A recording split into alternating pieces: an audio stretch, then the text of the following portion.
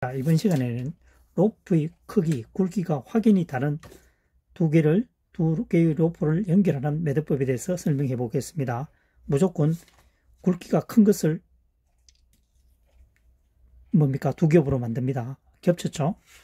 고리 속으로 작은 것을 집어넣습니다. 집어넣은 상태에서 한 매듭을 해줍니다. 한 매듭이죠. 그래서 이게 한 매듭입니다. 한 매듭을 한 상태에서 3회 이상 감아줍니다. 하나, 둘, 세 번 감았죠. 같은 방향으로 집어넣어줍니다. 11자 형태가 되는 거죠. 여기서 고리를 앞으로 당겨주면 되겠습니다. 그래서 당기면 단단한 매듭이 완성이 되겠습니다. 풀 때는 뒤로 약간 이동을 시키면 되겠죠. 풀어주면 되겠습니다. 자, 다시 한번 설명해 보겠습니다. 굵기가 다른 로프는 굵은 것을 무조건 겹칩니다. 겹쳤죠? 두 겹으로 겹쳤습니다. 고리를 통과시켜서 한 매듭을 해줍니다. 아래로 통과해 준다는 얘기죠.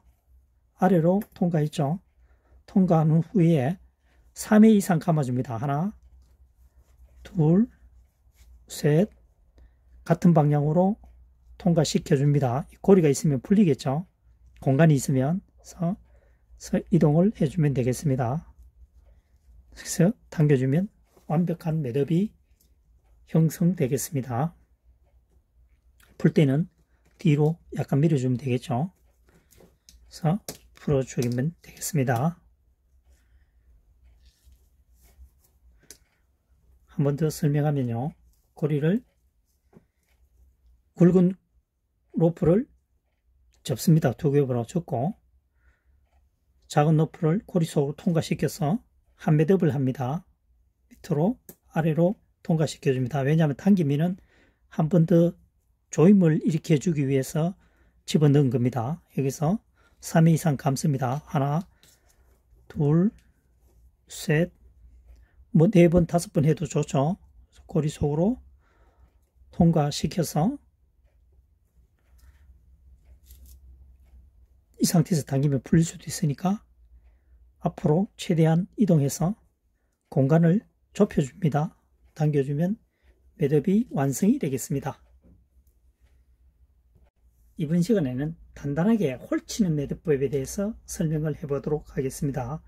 로프를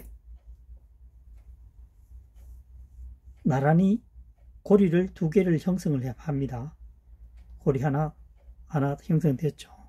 중간 지점을 잡고 끝가닥입니다. 짧은 가닥을 3회 이상 회전을 해줍니다. 3회 이상을 회전을 해줍니다. 4회도 좋죠. 그래서 아래 고리로 집어넣어 줍니다. 집어넣었죠. 아래 고리는 다시 위에 고리 위로 안쪽으로 통과시킵니다. 통과시켰죠. 그래서 강하게 당겨주면 매듭이 완성이 되겠습니다. 다시 한번 설명해 보겠습니다. 로프를 팔자 형태로 두 가지를 만듭니다. 팔자처럼 되어 있죠. 그래서 고리를 두 개가 형성돼서 중간 지점을 잡습니다. 잡고 수평이 되어야 됩니다. 일직선. 그래서 3회 이상 감아줍니다. 많이 감을수록 매듭은 더 조여지겠죠. 이 상태에서 끝가닥을 아래에 있는 고리 속으로 집어넣어 줍니다. 넣었습니다.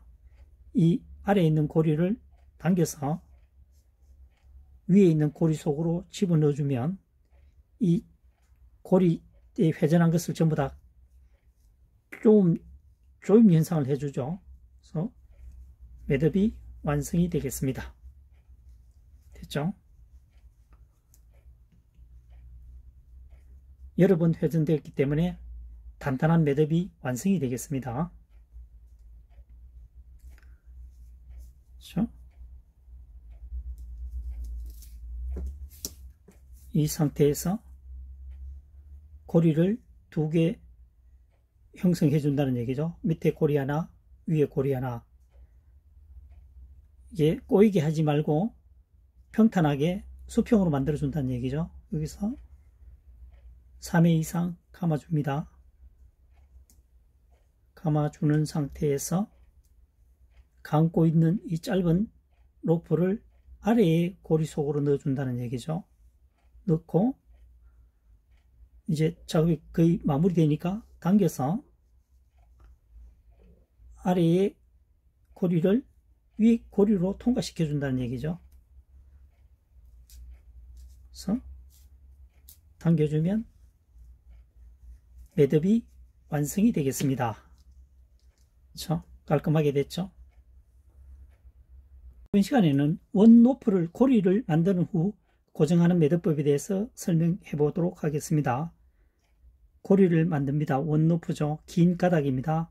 그래서 고리를 만들려면 여기서 잡아당겨 주면 되겠죠. 고리가 만들어졌습니다.